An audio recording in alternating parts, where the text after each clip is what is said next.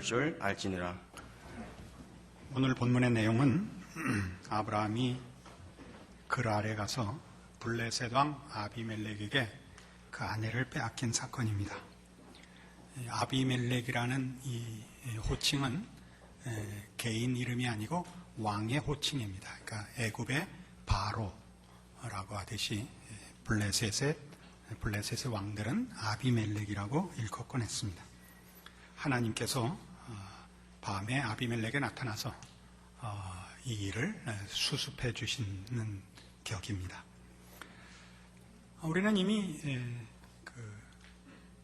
처음 아브라함이 하나님의 부름을 받고 약속의 땅에 왔다가 기근 때문에 애굽에 피난 가서 그 아내를 누이라고 속였다가 바로한테 빼앗겼던 사건을 알고 있습니다. 어찌 생각하면 같은 실수를 또 할 수 있는가 싶을 수 있습니다만 이 두 가지 사건은 형태면에선 같아도 의미상 전혀 다른 것입니다. 바로에게 아내를 뺏겼던 애굽에서의 사건은 아브라함이 하나님을 알아가는 과정으로 필요했던 사건이고, 지금 이 사건은 아브라함이 어떤 사람인가를 확인하는 사건입니다. 이 사건은 이 본문에도 나오는 바와 같이 7절에 이제 그 사람의 아내를 돌려보내라. 그는 선지자라. 그가 너를 위하여 기도하리니 네가 살려니와 네가 돌려보내지 않으면 너와 네게 속한 자가 다 정령 죽을 줄 알지니라 해서 아브라함이 선지자인 것, 말하자면 아브라함이 하나님의 특별한 사람인 것을 확인시키는 사건입니다. 그래서 뒤에 17절에 가시면 이 사건의 결말이 아브라함이 하나님께 기도하며 하나님이 아비멜렉과 그 아내와 여종을 치료하사 생산케 하셨다로 마칩니다. 그러니까 전혀 사건의 의미가 다른 것을 확인할 수 있습니다. 우리가 잘 아는 대로 아브라함은 하나님 앞에 부름을 받아 복의 근원이 됐습니다. 그를 축복하는 자는 복을 받고 그를 저주하는 자는 저주를 받는 하나님의 특별한 사람이죠. 그리고 이 특별함은 하나님이 이렇게 아브라함을 특별히 부르듯이 앞으로 얼마든지 부를 하나님의 백성들, 구원 얻고 복 받을 사람들을 의미하는 그 첫 번째 대표요 상징으로서 지금 존재합니다.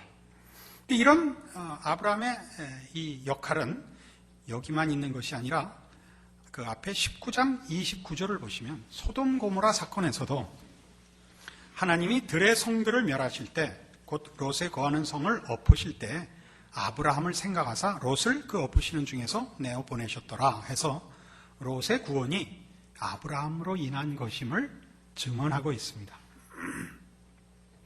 그래서 우리는 이 아브라함이 과연 복의 근원이며 아브라함을 축복하는 자가 복을 받는, 그리고 그를 저주하는 자가 저주를 받는 중요한 인물인 것, 중요한 역할을 맡은 인물인 것을 확인하고 있습니다.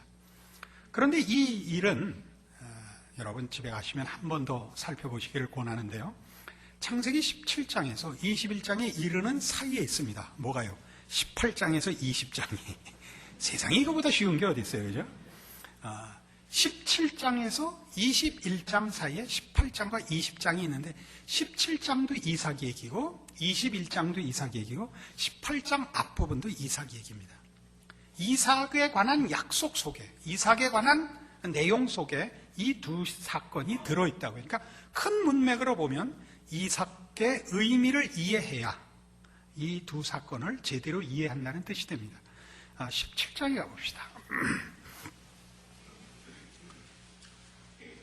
17장 15절, 하나님이 또 아브라함에게 이르시되 네 아내 사레는 이름을 사레라 하지 말고 그 이름을 사라라 하라. 내가 그에게 복을 주어 그로 네게 아들을 낳아주게 하며 내가 그에게 복을 주어 그로 열국의 어미가 되게 하리니 민족의 여론이 그에게서 나리라.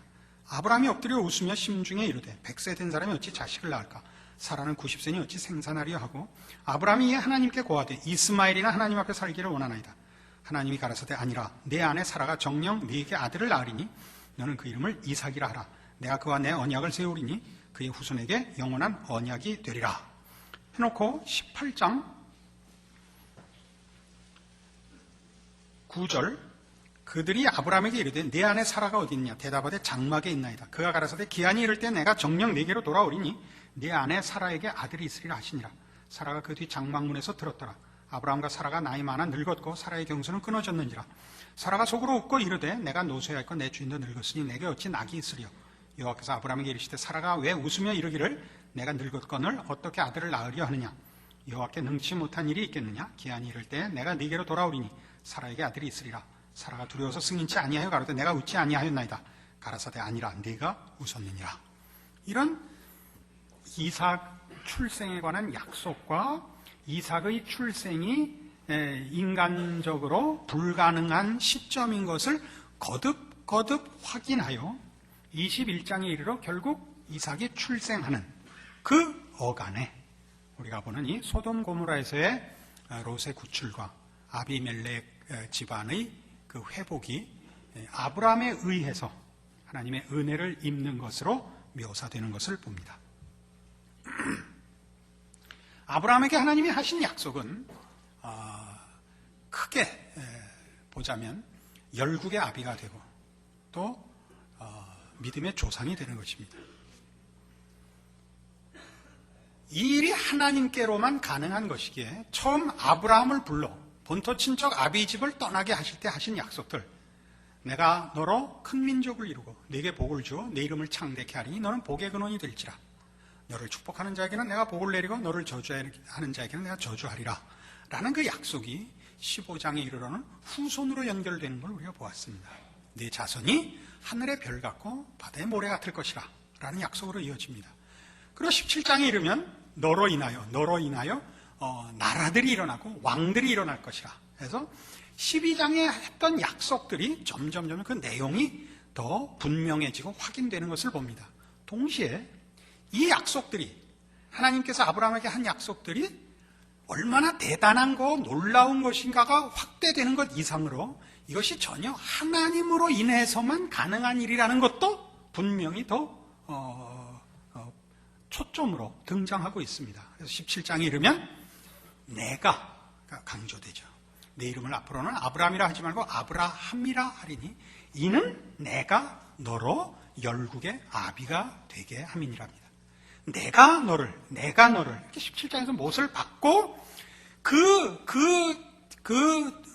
톤 속에서 이삭의 약속이 나오는 것입니다. 그러니까 이삭은 분명히 여러분이 보시는 대로 아브라함과 사라가 낳는 것이 아니라 하나님이 만들어 주신 것임을 우리가 분명히 느낄 수 있습니다. 왜 그게 필요하죠? 아브라함에게 한 약속은 이것입니다. 열국의 아비요 믿음의 조상입니다. 그냥 위인이고 영웅이 아니라 이런 시간의 전후를 둔 연결선에서의 머리인 것입니다. 그렇죠? 그러니까 이 머리가 되려면 머리랑 꼬리가 있어야 되고 몸통도 있고 꼬리도 있어야 되고 이 시간의 연결선상에서 머리가 되기 위해서는 그 몸통과 꼬리를 잇는 시간을 연속시키는 고리들이 있어야 되고 그 첫 고리는 이삭입니다. 그러니까 이삭이 없으면 아브라함은 열국의 아비가 못 되고 믿음의 조상이 될 수가 없습니다. 믿음의 위인이 될 수도 있고 열국 중에 어떤가는 왕이 될 수는 있어도 아비가 되고 조상이 될 수는 없습니다. 그렇죠?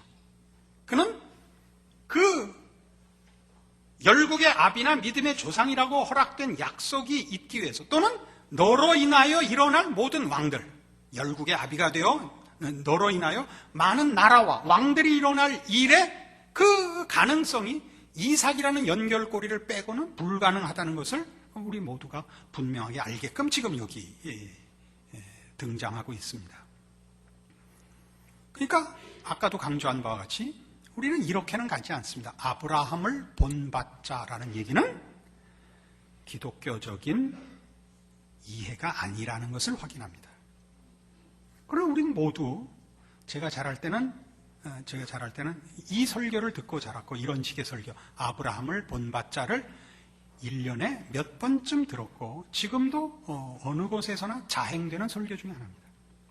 그러니까 기독교 역사상 제일 흔한, 기독교 신앙의 제일 흔한 걸림돌은 하나님의 은혜가 설 자리에 인간의 성의가 서는 것입니다.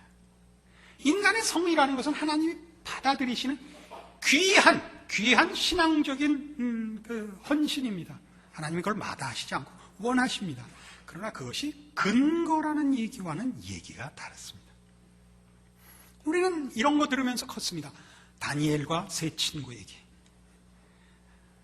100살에 난 아들도 하나님의 명령 한 번에 갖다 바친 충성된 종 아브라함. 아브라함의 믿음을 본받자. 이렇게 우리 세뇌를 당했죠. 이건 분명히 기독교 신앙이 아닙니다. 우리 어느 시대나 그렇겠습니다만 정상적인 신자가 갖는 가장 큰 오해는 뭐냐면 나는 왜 아브라함 같이 안 되는가입니다. 나는 왜 안 되는가? 왜 나는 다니엘 같이 안 되는가? 이게 제일 큰 고민이죠. 그 이유는 우리로부터 시작하고 근거한 신앙의 내용이나 결실이란 것은 기독교에는 존재하지 않는다는 사실입니다. 이것을 성경은 자랑이라는 단어를 씁니다. 고린도전서 1장에 가보십시다. 신약성경 264페이지 고린도전서 1장 26절입니다. 형제들아 너희를 부르심을 보라. 육체를 따라 지혜 있는 자가 많지 아니하며 능한 자가 많지 아니하며 문볼 좋은 자가 많지 아니하도다. 그러나 하나님께서 세상에 미련한 것들을 택하사 지혜 있는 자들을 부끄럽게 하려 하시고 세상에 약한 것들을 택하사 강한 것들을 부끄럽게 하려 하시며 하나님께서 세상에 천한 것들과 멸시받는 것들과 없는 것들을 택하사 있는 것들을 폐하려 하시나니 이는 아무 육체라도 하나님 앞에서 자랑하지 못하게 하려 하심이라. 고린도 교회는 가장 심각한 문제가 뭐였냐면 고린도 교회 교인들이 자기네들이 신자가 된 것은 다른 사람들보다 신적 소양이 더 많은 탓이라고 생각했던 것이 제일 큰 문제였습니다. 구원받을 만해서 구원받았다 였고 그들은 기독교의 진리를 깨달았다. 은혜를 입었다가 아니라 깨우쳐졌다가 아니라 본인들이 이해했다고 생각을 했습니다. 그래서 이 고린도 교회 교인들의 자랑을 사도 바울이 지금 꾸짖는 장면입니다. 30절 너희는 하나님께로부터 나서 그리스도 예수 안에 있고 예수는 하나님께로서 나와서 우리에게 지혜와 의로움과 거룩함과 구속함이 되셨으니 기록된 바 자랑하는 자는 주 안에서 자랑하라 함과 같게 하려 함이니라.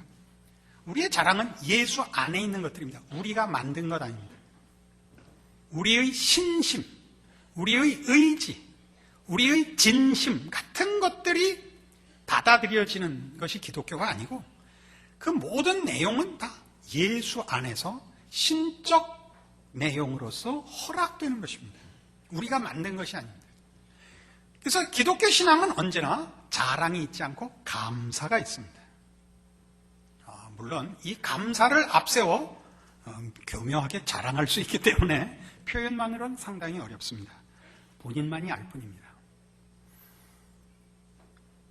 하나님께서 여기 사도 바울을 통하여 확인시키셨듯이 그래서 기독교 역사상 기독교의 가장 큰 역할을 한 자들은 똑똑하거나 실력 있는 자들이 아니고 언제나 충성된 자들이었습니다. 기독교 신앙의 최고의 경지를 순교로 삼는 이유가 여기 있습니다. 순교란 실패의 절정이죠. 그렇지 않습니까? 예수를 믿고 하나님을 향하여 가진 헌신들이 보상을 받지 못하는 것입니다. 그리고 우리가 가진 진리와 힘들이 세상의 힘에 꺾이고 압도당하는 모습입니다. 그렇게 기독교는 연결되어 왔습니다. 왜냐고요? 오직 하나, 아브라함에게 100살이 되어서야 이삭을 주셨듯이 그렇게 기독교 전체에 흐르는 가장 중요한 근거요, 기본이요, 원리요, 내용이 예수 안에 있는 것들이라는 것을 우리에게 확인시키려고. 아니, 그것으로만 기독교가 가능하기에 계속 이것을 성경은, 기독교는 주장하는 것입니다. 그러니까 같은 고린도전서 11장에 가시면 이런 기억해야 될 중요한 말씀이 있습니다. 고린도전서 11장 23절. 내가 너희에게 전한 것은 주께 받은 것이니 곧 주 예수께서 잡히시던 밤에 떡을 가지사 축사하시고 떼어 가라사대 이것은 너희를 위하는 내 몸이니 이것을 행하여 나를 기념하라 하시고 식후에 또한 이와 같이 잔을 가지시고 가라사대 이 잔은 내 피로 세운 새 언약이니 이것을 행하여 마실 때마다 나를 기념하라 하셨으니 너희가 이 떡을 먹으며 이 잔을 마실 때마다 주의 죽으심을 오실 때까지 전하는 것이니라. 기독교 신앙에 있어서 교회란 이것이 없으면 교회가 될 수 없다라는 교회의 표지가 있습니다. 교회는 꼭 이것이 있어야 된다. 세 가지 표지가 있는데, 첫째가 말씀의 선포입니다. 하나님 말씀이 선포되어야 합니다. 둘째는 성례가 시행되어야 합니다. 성찬과 세례식이 시행이 되어야 합니다. 셋째는 권징이 실천되어야 합니다. 신앙 훈련이 진행되고 있어야 된다. 그겁니다. 성례에는 성찬과 세례가 있고, 세례는 잘 아시는 대로 예수를 믿는 신앙 고백입니다. 성찬은 예수의 죽으심을 기념하는 예식입니다. 이것을 예전에는 모일 때마다 했고, 지금은 편의상 예전보다 기억력이 오래 가기 때문에 1년에 저희 교회에서는 2번 합니다만 많이 할수록 좋다. 그러니까 사실은 어느 교단이나 주장하는 것입니다. 뭘 기념해요? 예수 그리스도의 죽으심. 우리가 예수를 믿는다고 할 때는 그 말 속에 예수 그리스도께서 우리를 위하여 십자가에 죽으셨다를 포함하고 있죠. 그 예수 그리스도는 성자 하나님입니다. 또 포함되어 있는 뜻이죠. 그렇게 우리는 예수를 믿는다고 얘기합니다. 하나님의 존재와 인간의 존재와 그 관계를 성경적으로 이해하는 것이요. 죄인된 인간의 문제를 해결하는 방법이 예수 그리스도의 십자가밖에 없음을 인정하는 신앙 고백입니다. 그러니까 우리는 예수 안에서만 출발이 가능하며 시작이 가능하며 내용이 있으며 목표가 있습니다. 예수 없이는 우리는 이삭 없는 아브라함과 같습니다. 이해가 금방 되지 않겠습니까? 그러나 우리가 아브라함을 볼 때 이삭과 연결시켜서 아브라함을 보지 않고 아브라함을 위인을 만들듯이 기독교 역사상 언제나 기독교의 최고의 적이 됐던 것은 예수 없이 기독교 신앙이 등장하는 것들입니다. 어느 시대나 그런 것입니다. 지금도 그렇습니다. 한국 교회들을 보십시오. 성공과 능력이 판을 치고 있죠. 성공과 능력은 다 내가 했다는 얘기를 묘사하는 단어들 아닌가요? 예수 안에서는 어느 누구도 자랑할 수 없다는 것은 우리는 아무도 우리가 가진 것으로 우리가 해서 우리의 노력과 의지로 했다는 말을 할 수 없다는 뜻입니다. 예수 안에서라는 뜻은, 예수를 믿는다는 것은 우리가 가진 것, 우리가 시작한 것, 우리가 이루는 것, 앞으로 믿고 기대하는 어떤 것도 다 하나님의 은혜라고 인정하는 것입니다. 여러분들이 가지는 신앙상의 고민들은 아까도 지적한 바와 같이 그래서 아브라함이 위인이 되기 때문에 생기는 것입니다. 많은 교회들이 세상적으로 얘기해서 성공했다라는 교회들이 기독교를 그래서 성공할 수 있는 방법으로 자꾸 묘사합니다. 이렇게 하면 된다, 저렇게 하면 된다라는 식이죠. 거기엔 무슨 문제가 있다고요? 아까도 얘기했지만 자랑이 있고 절망이 있습니다. 그렇게 한 자에게는 자랑이 있죠. 왜요? 자기가 해서 그 결과에 이르렀으니까. 그러나 그렇게 하지 못한 자는 나는 아닌 게 비요 밖에 남는 게 없잖아요. 절망하게 됩니다. 그것이 대다수의 99%의 정상적인 신앙인들로 하여금 겁을 먹고 뒷전에 서고 스스로를 절망하여 입 다물게 만든 것들입니다. 그렇지 않습니다. 기독교가 복음이라는 이유는 이 절망을 깨고 믿음과 소망이 생겼다는 사실입니다. 그래서 예수 그리스도 안에 있는 우리들이 가진 바 고백하는 신앙입니다. 아브라함을 열국의 아비로 만드시는 하나님은 내가 너로인 것입니다. 그렇지 않습니까? 내 이름을 다시는 아브라함이라고 하지 말고 아브라함이라고 해라. 왜냐하면 내가 너로 열국의 아비가 되게 하겠음이니라 합니다. 그래도 10명은 돼야 이 교회가 안 없어진다는 거 아닙니까? 다시 한번 아멘. 간신히 12명으로 여러분 생각해 보십시오. 저도 우리 모두에게 있는 본성상 이렇게 합시다 할 때 멋있고 왜 못한단 말이요 할 때 멋있습니다. 저라고 왜 그 본성이 없겠습니까? 다행히 하나님이 저에게는 좌절의 인생을 걷게 하셔서 나는 사실 이렇게 합시다를 할 게 없습니다. 딱 하나 있다면 당구 치는 거 외에는 내가 뭐 여러분에게 큰 소리 칠 게 없습니다. 이렇게 하신 이유가 있습니다. 그래서 절망과 절망 속에서 기독교 신앙이 정말 왜 복음인가를 물을 수밖에 없게 됐고, 거기서 드디어 발견하는 겁니다. 예수님이 친히 뭐라 그러셨죠? 나는 의인을 찾으러 온 것이 아니라 죄인을 찾으러 오셨답니다. 건강한 자에게는 의원이 쓸데없고 병든 자에게라야만 쓸데있나니입니다. 나는 섬김을 받으러 온 것이 아니라 섬기러 왔다. 이게 복음입니다. 잘난 척하는 사람들하고 싸우자고 얘기하는 거예요. 박수를 보내시고 우리는 우리 길을 갑시다. 이게 복음입니다. 잘해서 이렇게 하자. 좋습니다. 그건 기독교는 아닙니다. 우린 누가 잘한다 잘못했다를 지금 얘기하려고 이 얘기를 꺼내는 것이 아니라 우리 각자를 위해서 꺼내는 것입니다.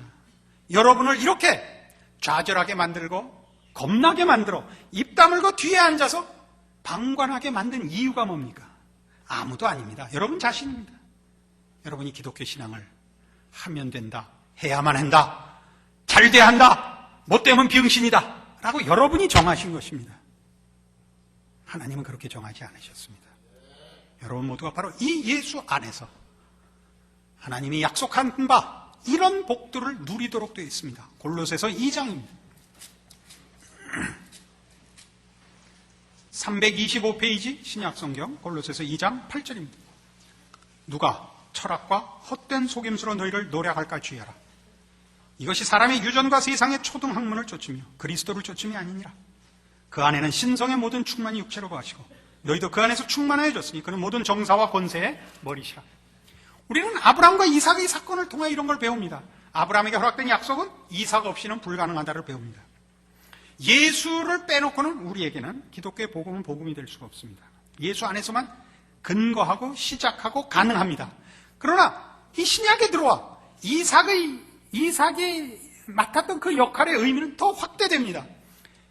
아브라함과 이삭의 사건에서는 아브라함에게 허락된 것이 이삭 없이는 불가능하다까지밖에는 읽혀지지 않지만 이제 예수 안에 오니까 예수는 우리 모든 하나님이 구원하시기를 기뻐하는 자녀들에게 허락하는 복의 유일한 조건이요 근거다와 함께 그 복이 우리의 기대, 우리의 상상을 초월하는 것이다가 여기 있는 것입니다.